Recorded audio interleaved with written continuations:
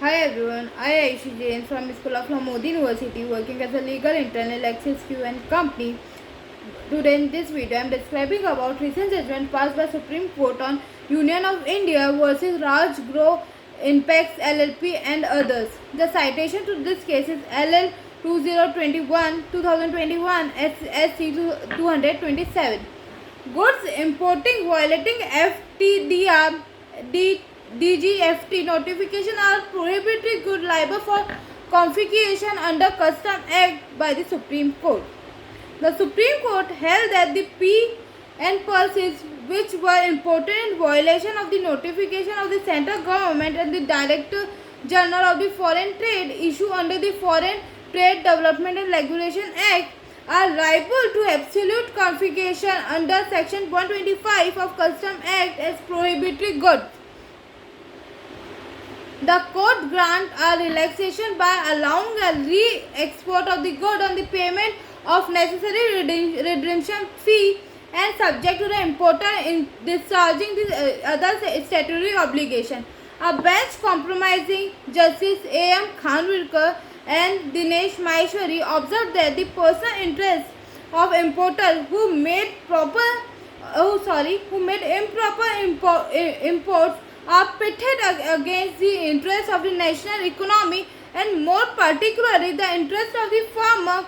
The factor alone is sufficient to find the direction in which they ought to be exercised in the manner which personally business interested in importer clash and public interest. The former has to be obligation give way to the latter.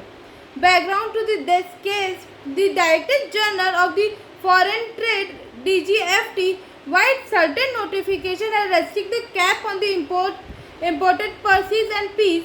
Though in the earlier round of the litigation before the Supreme Court in case Union of India versus Agricase LLP, these imports were held to be illegal and contravention to the notification issued by DGFT, and the intention of the importers were also observed to be not to be a bona fide. Accordingly to the Honorable Supreme Court directed the Custom Authority to adjudicate the matter under the Custom Act 1962. One of the adjudicating officer in the Bombay released the goods on the payment of the redemption fine, though an order in original. However, the DGFT restrained the good from being released as the decision to release the good were not in a line which ruling the Supreme Court in Agrees LLP. The importers approached the High Court of the Bombay for releasing the goods because the order in original was not sub judice before the Bombay High Court. Review jurisdiction under Section 129D Clause 2 was exercised by the revenue against the order or in original and an appeal to decide the matter. However, the High Court also released the good. The Union went on the appeal to the Supreme Court as whether or not the goods are confiscated absolutely was a scope of adjudication before the Commissioner Appeals. The Commissioner Appeals decided the matter and absolute confiscation the good, and in a meanwhile the importer surpluses the tribunal and approaches the High Court of the Bombay again for the release of the goods. The High Court grant a stay over and the order in appeal passed by the Commission Appeals. The Union again went to the appeal before the Supreme Court of the India. The impugned order was stayed by the Supreme Court at the time of the admission and was the matter heard at the length. The Supreme Court consideration.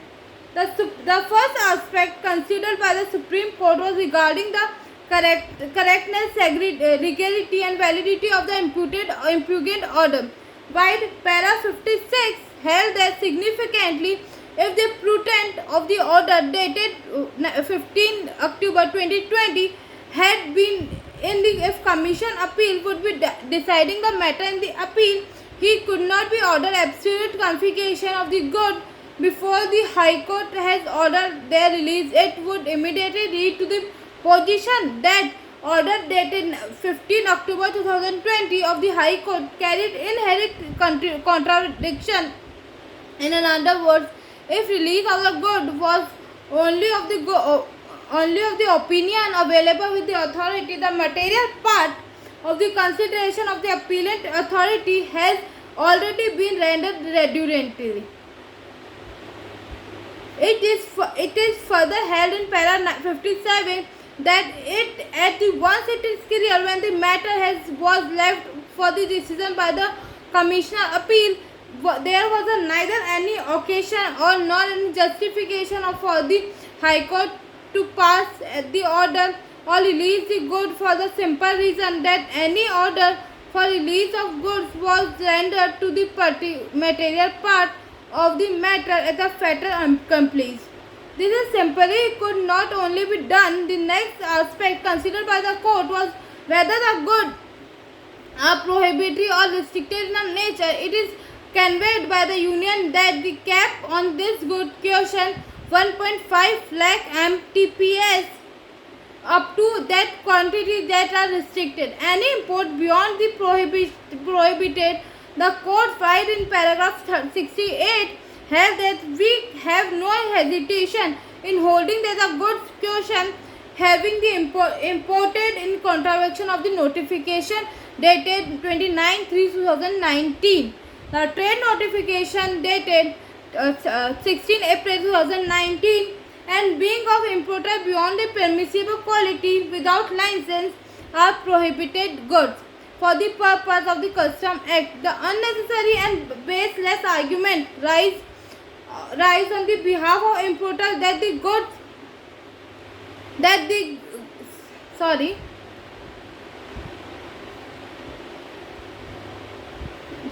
yeah, I am continue. Sorry, goods in the question are restricted category with the reference of the expense restricted having been used for the purpose of notification in question for which reference to the general answer of by giving by the DGT. The next point of the discussion whether the good in the question are liable for the absolute confiscation. The court after elaborated section 125 of the Custom Act wherein it mandates that the adjudication to release all goods on the redemption if the goods are not prohibited and whether prohibited goods are in a question under section 125 give a discretion to the adjudicating authority. The court therefore tested in the present case on whether discretion has been exercised properly or not. Judgment to this is the judgment authored by the Justice Dinesh Maheshwari wide in paragraph 18 held that it is evident that order is original date 28 August 2020 had not been said to be passed by the proper exercise discretion. The adjudication authority did not have been paused to the consideration if the another alternative absolute configuration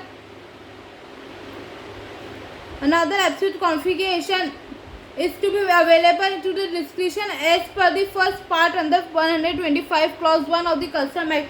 Proceed as if has to be give the opinion of the payment of the fine in lieu in configuration. Such exercise of the discretion of the adjudicating authority was more assumptive and ritualistic nature rather than an conclusive. Also question an applicable principle also too. The having held that all the above the court denied any prayer on the ground of equity for the importers. The court proceeded to hold that the subject of the goods are held liable to absolute confiscation, but in continuing with the order dated 18 March 2021 in this appeal, it is provided that the importer concerned opt for the re-export within another period of 2 weeks from today. Such prayer for re-export may be granted by the authority after recovering of necessary redemption fees and fine to the importer discharging another statutory obligation.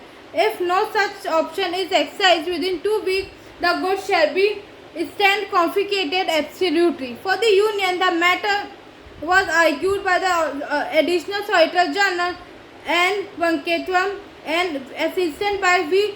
Chandrasekhar Bhatia and Susmita B. Rao and Riza Muthe advocates. Thank you.